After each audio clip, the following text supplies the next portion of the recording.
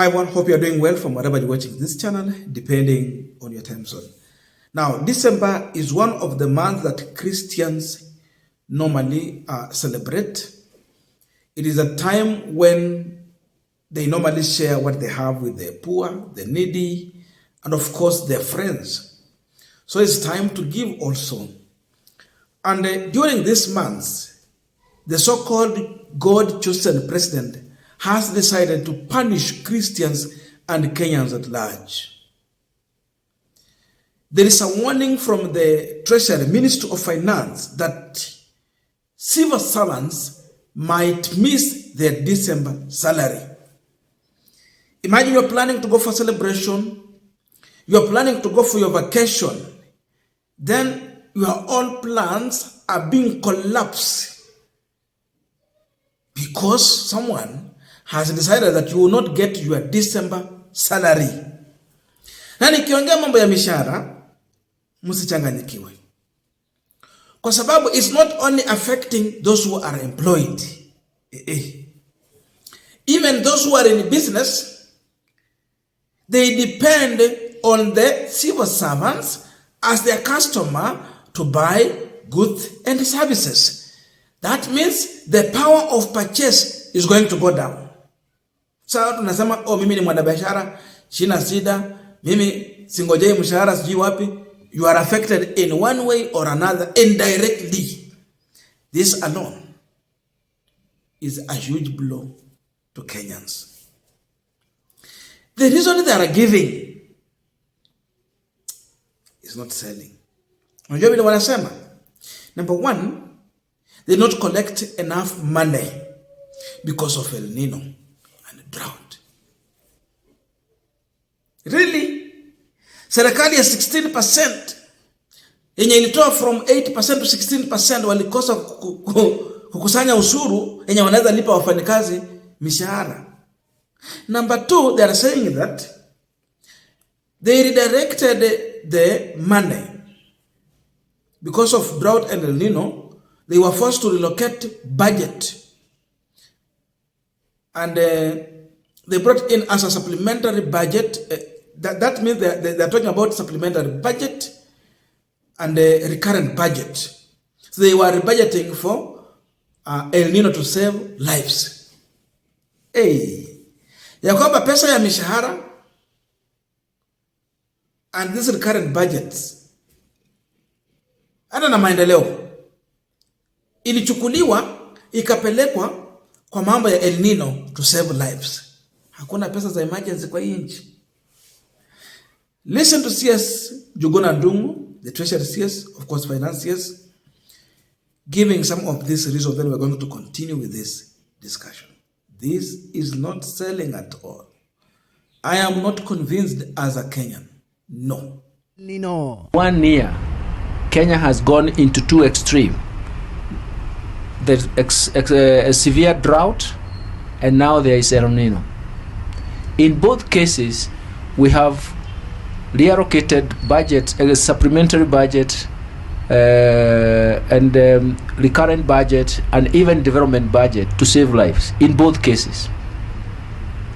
At the same time, because those extremes also create a recession, we are not getting adequate tax revenues. So you can imagine. Now we are continuing this panel discussion, but just a quick request. For those who are watching and you have not subscribed, please consider subscribing to our channel. Samasa, thank you so much. And again, to all our viewers, please give this video a thumbs up. Thank you so much, and back to this discussion. So, just for the record, CS Njuguna Ndung'u was meeting with the Finance and Budget Committee in the National Assembly.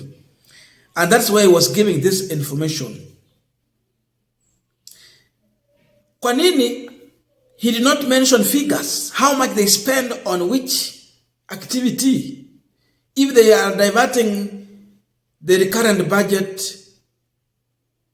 to El Nino issues, why is he not quoting figures? Tell us, this amount we were used for El Nino in this area, this is how we spend. Tulikuwa naona tu Gachagua anakimbia mahali na pesa kidogo hivi, anapiga kelele, campaign, anapiga vita governor until they were forced to come out with a press conference to rebuttal. This one is a clear confirmation that the money that was meant for emergency. Na hata hizo pesa zinakwanga paka kwa Ministry ya Interior na Defense. They were diverted into other things, but not other things, people's pockets. You cannot run a government where you don't have money for emergency. There is always a budget. You budget for emergency, the unknown danger. You have to have a budget for that. And the Meta department came out, gave a warning to Kenyans, and this was meant to give a time for the government to prepare for emergency. Hawa watu wa meteorologists wanalipwa kufanya kazi kama hizo, and to give a warning where necessary so that the government will have a plan. Ruto aliambiaje watu? Mungu amemwambia hakutakuwa na El Nino. That time, it is when these people diverted money meant for El Nino into other things.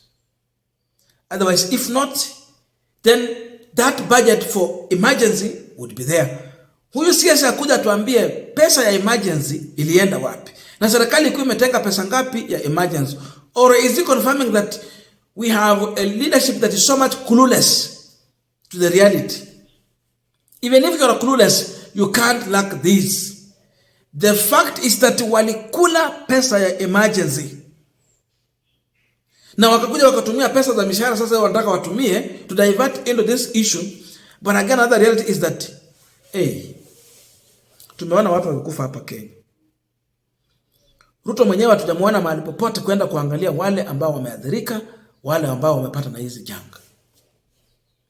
It's only Gachagua making noise here and there. But they have not been helped as we anticipated or as it should be. No. I was surprised to see Gachagua carrying sanitary bag, sanitary what? And a grandmother when I around 80 years there. 8 years there. Ya kazi gani? They need food. They need shelter. They need blanket, where to sleep. They need mattress. But what were they doing? So Kenyans, you are on your own. You cannot collect money in manner in which that Ruto is collecting. And of course, Danson Omar talked about this. I shared in one of the videos that Ruto has collected money more than what Kibaki, Moi, and Uhuru did. But this money is going into people's pocket. The biggest problem is on how he's spending this money. It's all about how they spend.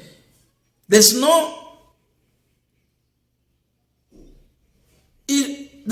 any way that Ruto has proved to Kenya that he's fighting corruption. All loopholes are there.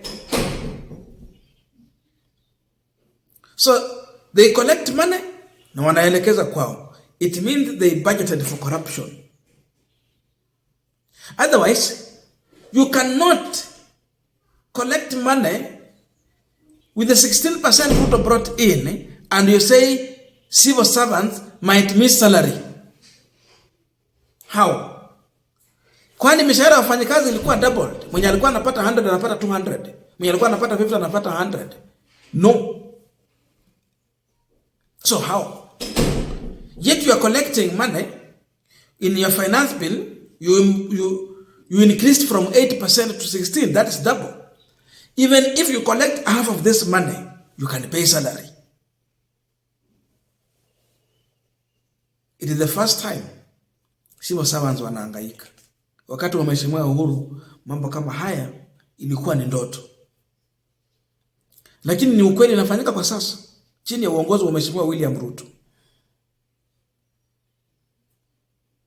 This is one of the bitter Christmas. Now people cannot go for their events. Hii ndio wakati watu wanaenda kufanya shughuli zao nyumbani. Wanakuwa na wageni, wanakuwa na mipango. Na inakuwa mipango muda mrefu. But you want to stop all this. So which God-fearing president who is blocking Christians from celebrating one of the major events that comes once in a year? Which kind of a president that claims to be a Christian who does not care about the very same Christian when they are having this important month that comes once in a year? The most God-fearing president. Hey, mambo yameharibika.